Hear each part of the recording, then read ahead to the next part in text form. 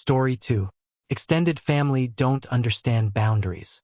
A few Thanksgivings ago, my uncle, mother's brother-in-law, ruined the celebration in a big way. We had extended family over and a few of the adults were playing card games. My mother was winning and my drunk, possibly high, uncle decided she was cheating somehow. He accused her. She laughed it off. He literally flipped the table they were playing on. It broke a bunch of glasses and my mom was shoved into the corner with the table on top of her. My uncle BTW is around 6 feet 4 inches and probably 230 pounds. My older brother, who is 5 feet 3 inches and maybe 140 pounds, charges my uncle as soon as he understood what happened. More relatives jump in, but my uncle is the biggest by far. He's very much punching down at everyone trying to stop him. I, for my part, start gathering all my younger siblings, cousins, and nieces, from toddlers to mid-teens, and barricade myself into a room with them. The kids are screaming and crying, but I just have them huddle together to try and comfort each other. I hush them a bit and listen at the door for anything. The next part one didn't see with my own eyes. But apparently my brother was beat down by my uncle. My cousins and father tried to chase my uncle out of the house. They tousled down the hallway and eventually crashed into the door I had barricaded myself and the kids behind, but didn't break it down. Once they got my uncle outside, they locked the screen door to keep him out. Maybe try to talk him down. The screen door we have is a metal mesh with metal framing as support. My uncle, however, was not going to let that stop him. He slammed on the door until the screen broke off of the metal bars in one corner. This is supposedly when my dad brought out his machete and chased him off the property. I don't know why my dad had a machete. It was literally still in the packaging before he brought it out for this event. My mom's sister went out to drive around and find her husband, leaving 3 of her children stranded at our house. And of course the party was obviously over. When the dust settled, my mother had some minor scraps and aches from being pushed over. Our door was broken. My brother's eye was swollen shut and my father was pissed. This leads into another sequence of events a few weeks later. The oldest daughter of the offending uncle was having her first child and had planned a baby shower at her parents' home. All of my cousins have a really close bond with my mom, as she's always opened our home to them whenever they've needed a place to stay or a place to vent. So my cousin really wanted my mom to be at her baby shower. The only problem was, my uncle had never apologized. My mom's sister had even told my mom that no apology was necessary, that she just needed to get over it. My mom's sister also mysteriously had some bruising on her face when she came to talk it over with my mom. She even implied that her husband's reaction was justified and maybe my mom shouldn't have cheated, which, to be clear, my mom did not cheat. She just doesn't drink or use any substances, so it's easy for her to beat a few drunks at blackjack. Anyways, my mom refused to go. My cousin pleaded with her and was looking for any kind of compromise. My mom gave her 3 options. The uncle is not present at the shower, the uncle apologizes, or she will not be showing up. This very much upset my cousin, to the point she began talking shit to the rest of the family. My younger siblings, who mostly hadn't been informed of the extent of the drama, I'd managed to shield them enough from the actual event, were excited to go to the baby shower. After talking over it with my mom, she decided that I should just go and take my younger siblings with us. My older brother quite obviously didn't want to be involved. My mother thought the drama would cease if she let us show our faces there, that hopefully things would be smoothed over. In a way, she was right.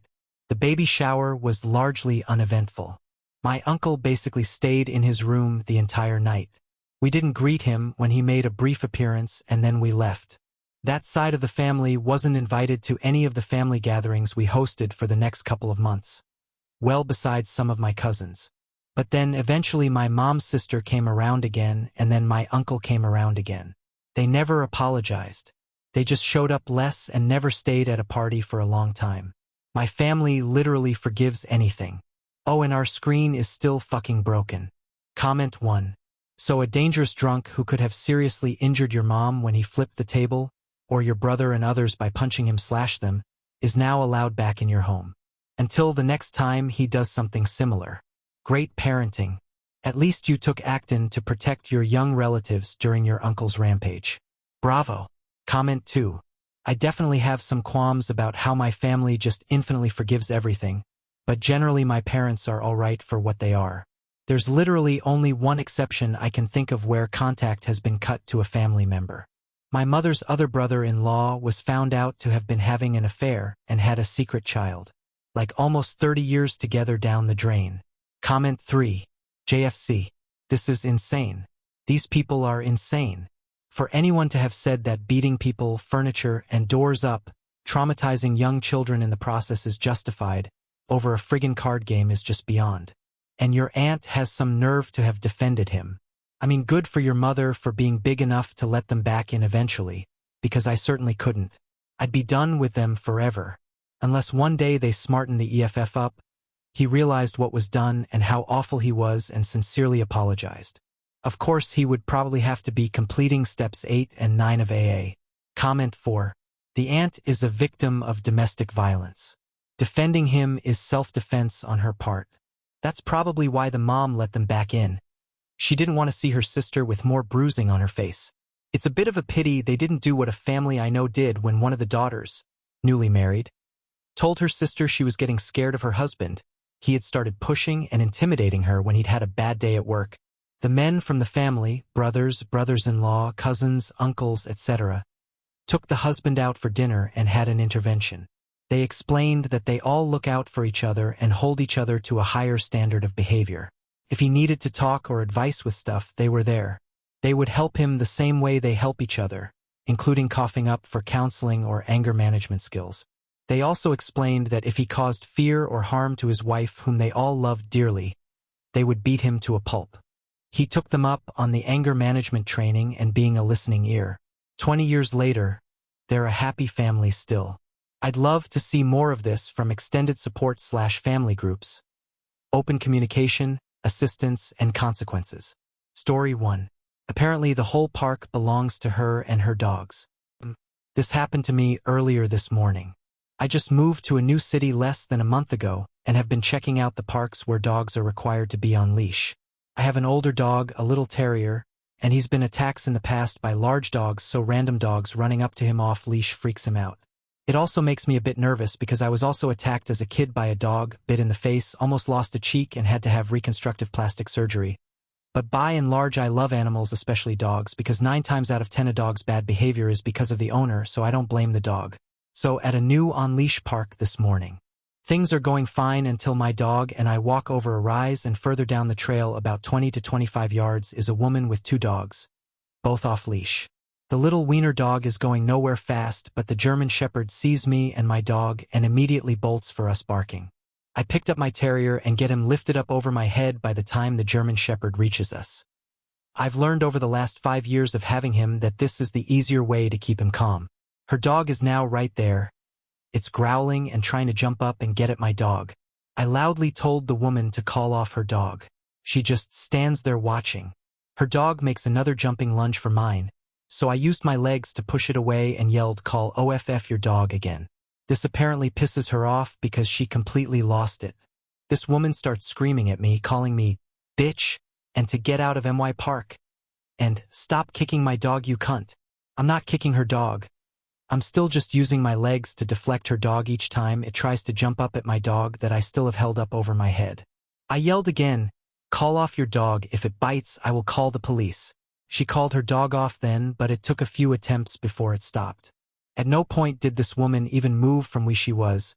She just stood there until her dog finally responded to her command and went back to her. As soon as she had him by the collar, she started to cuss me out again, telling me to get out of MY Park. Took off back to the parking area with my dog and got him in my car. Is it over?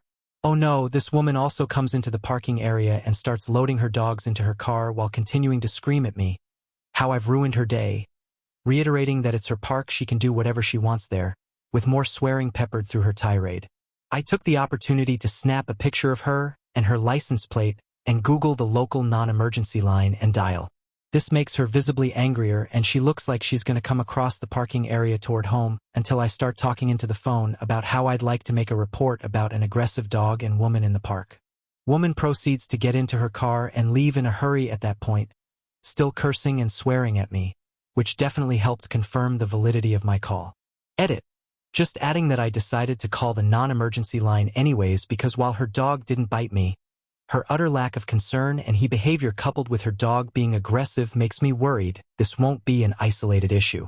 The park in question has a large play area for children near the parking lot, and I would hate this woman's entitlement to result in a child or someone else and their dog there being harmed by her lack of desire to follow the clearly posted rules to keep dogs leashed.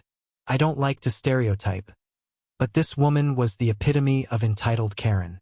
I'd say late 50s/early 60s, white, that haircut, and driving a new green Kia Sport. But Karen either needs to get back on her meds or start some because the absolute conviction she kept screaming about the park being hers was off the charts.